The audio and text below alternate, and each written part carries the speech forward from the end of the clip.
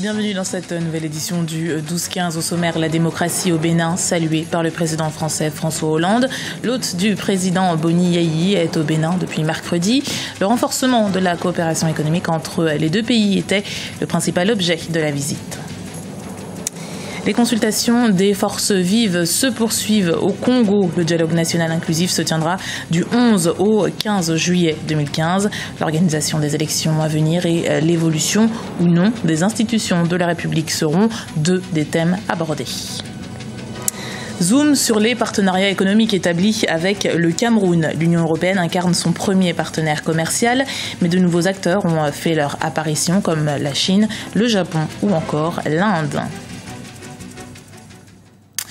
Mais d'abord, à Madagascar, les députés frondeurs persistent et signent. Un mois après avoir déposé une motion de censure contre le président de la République, les élus de l'opposition ont demandé la déchéance du gouvernement. Le texte sera soumis au vote à l'Assemblée nationale vendredi 3 juillet. Pour être effective, la motion doit être supportée par 2/3 de l'hémicycle. Une menace de sanction à peine quelques jours avant la fin de la session parlementaire et au moment où des députés rencontraient le président pour mettre en place un pacte de stabilité. Lors du discours fait à la nation ce 30 juin, le président de la République, Denis Sassou Nguesso, a annoncé la mise en place d'un cadre du dialogue national inclusif. Il se tiendra du 11 au 15 juillet 2015. Deux principales questions vont animer ce dialogue. Comment devrait-on organiser au mieux les scrutins à venir? Fait-on, oui ou non, évoluer les institutions de la République? Et si oui, dans quel sens? Lizelsia Kizimana. Denis Sassou Nguesso, le président de la République du Congo, donne suite aux consultations des forces vives. C'est lors d'un discours à la nation que le chef de l'État congolais a salué l'initiative des consultations des forces vives qui se sont tenues entre le 20 mai et le 4 juin 2015. Des échanges qui ont rassemblé plus de 400 personnes. Parmi elles, des anciens et nouveaux ministres, des députés, des sénateurs, des représentants des partis politiques, des agents de la société civile, des dirigeants des syndicats, des anciens combattants, des autorités traditionnelles, des chefs religieux et même des étudiants. Les consultations des forces vives de la nation auxquelles j'ai procédé ont été une expérience passionnante et utile. Un exercice unique et fécond. Le dialogue chez nous, dans nos traditions, je me permets de le rappeler,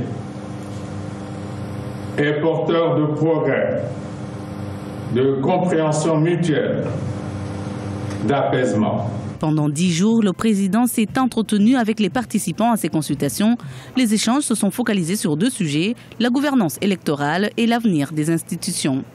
Au-delà des nuances et des divergences, l'unanimité s'est formée autour de l'urgente nécessité d'aller à un dialogue national sans exclusive, sans préalable, sans a priori, afin que dans la confiance et la sérénité se dégage un indispensable consensus sur les questions à l'origine de profonds désaccords au sein de l'opinion nationale. Le président Denis Sassou Nguesso a ainsi mis en place une commission préparatoire du dialogue national. Ce dernier est prévu du 11 au 15 juillet 2015. Le président français François Hollande a salué la vitalité de la démocratie béninoise et son pluralisme. C'est lors d'un point de presse que le chef de l'État s'est exprimé. Il est au Bénin depuis ce mercredi 1er juillet dans le cadre d'une tournée africaine qui va également le conduire en Angola et au Cameroun. Lizelsia Kizimana. Le Bénin, un exemple de démocratie en Afrique.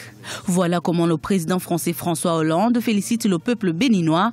En visite au Bénin depuis ce mercredi 1er juillet, le chef de l'État français l'a souligné lors d'un point de presse ce jeudi 2 juillet. La conférence nationale souveraine organisée en 1990 a permis au peuple béninois et aux partis qui le représentent de faire évoluer la démocratie. Avec 3 alternances démocratiques en 25 ans. avec une constitution qui a toujours été respectée, avec des élections régulières.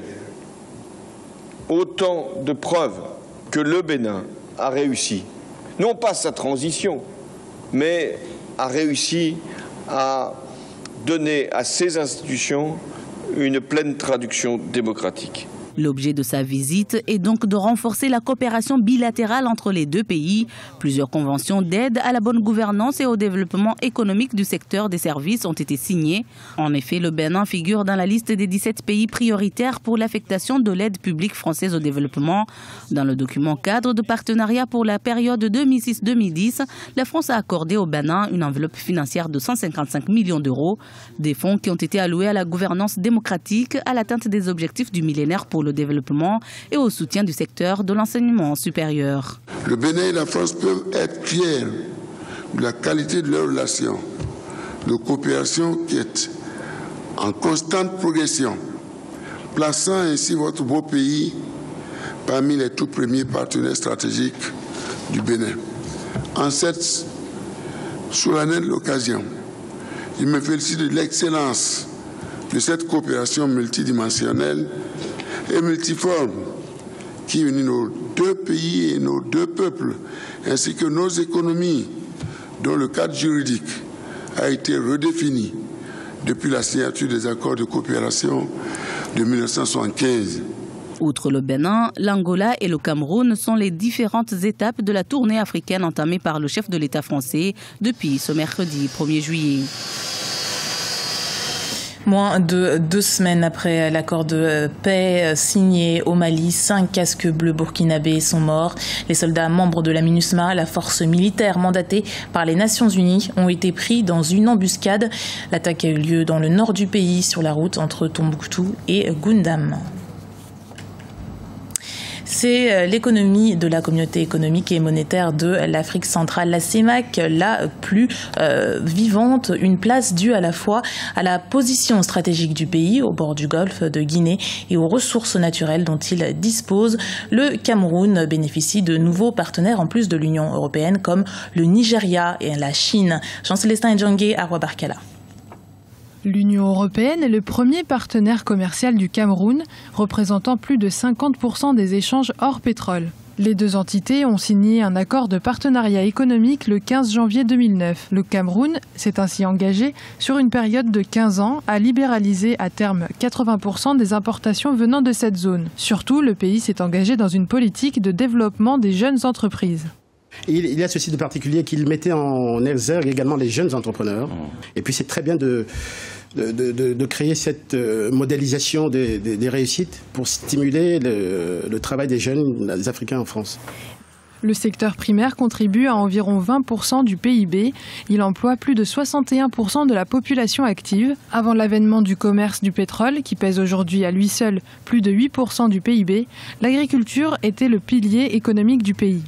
Quant au secteur secondaire, il compte pour 30% du PIB. Le Cameroun reste l'un des principaux producteurs mondiaux de certaines denrées alimentaires. Le véritable problème qui est un avantage, c'est que le Cameroun n'a pas un produit prépondérant par rapport aux autres. On peut citer, si vous voulez, par ordre d'importance, le bois qui est la première exportation camerounaise en direction de l'Union européenne. Nous avons ensuite le cacao. Le Cameroun, bien sûr, produit toujours du cacao, mais le café camerounais, qui pratiquement 90% de la production de café est exportée en direction de l'Union européenne.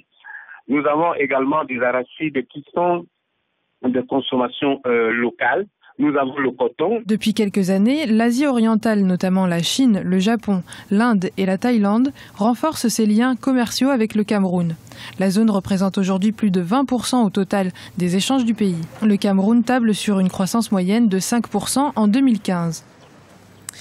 Et vous venez de l'entendre, l'Asie orientale, mais aussi l'Union européenne sont des partenaires commerciaux assez fidèles avec l'Afrique, mais pas seulement. La coopération économique entre l'Afrique et le Canada avance. Le 7e Forum africain réunira plus d'une centaine d'investisseurs africains à Montréal entre le 16 et le 18 septembre 2015 à Roi-Barkala. La 7e édition du Forum Africa se tiendra du 16 au 18 septembre 2015 à Montréal, au Canada. Depuis 15 ans, le forum bisannuel vise à favoriser les rencontres entre investisseurs africains et canadiens. C'est sûr qu'il a contribué fortement à mieux faire connaître le marché africain tel qu'il est, de ses différences sur cet immense continent, à faire connaître aussi les institutions africaines, à faire connaître les partenaires des deux côtés. Je crois qu'on peut dire aujourd'hui que les Canadiens ont une connaissance convenable de ce qu'est le marché africain et de ce qu'il est en train de devenir, de ce qu'il sera dans 20-25 ans avec ses 2 milliards de personnes.